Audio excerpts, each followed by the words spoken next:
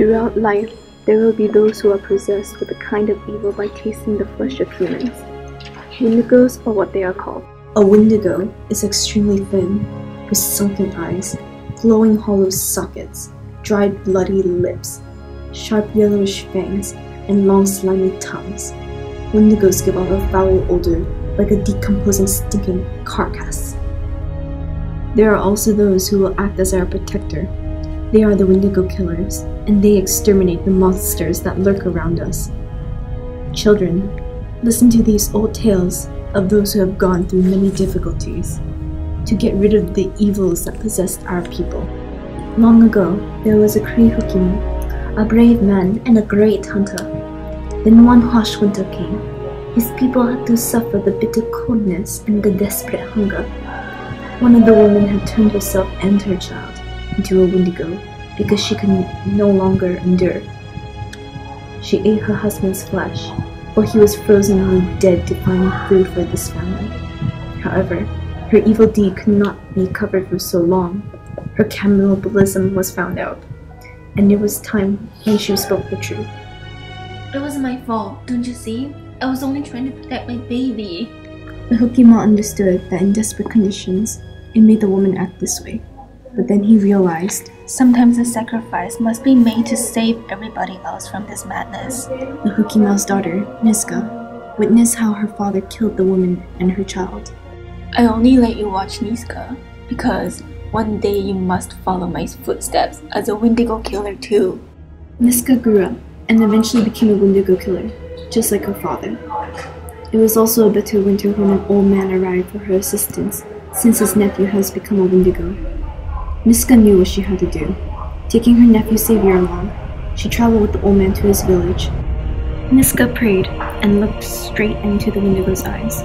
Their sadness is so pure. Something else had grown in the place of its human heart. To know that you have discredited the ones you love, that you have done something because of your grief for life, that you have been exiled from your people forever is a hard meal to swallow.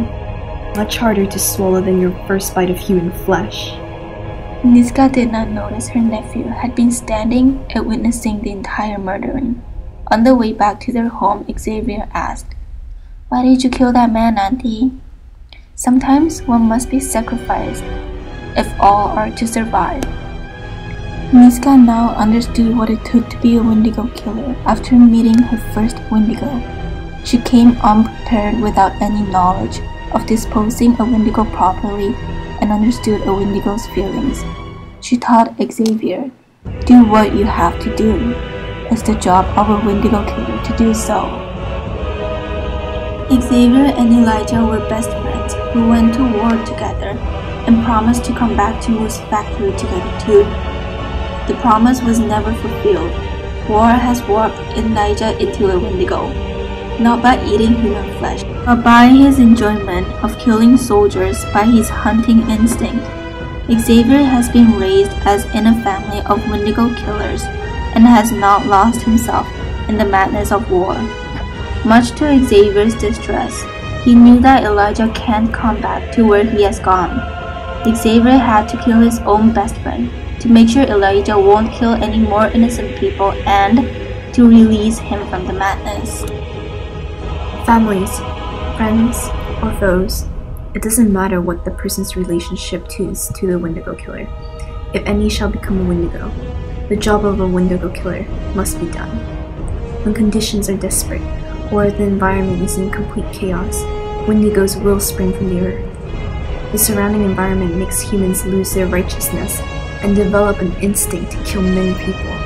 Windigos aren't the only ones who must suffer through it, but Windigo killers do as well.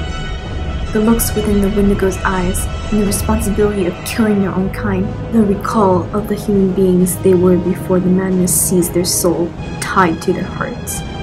Windigo killers must bear the sadness of exiling their own kind and give their punishment. These are the hardships and traditions of a Windigo killer. They must be strong at heart and must realize for the sake of everyone, they must perform a sacrifice.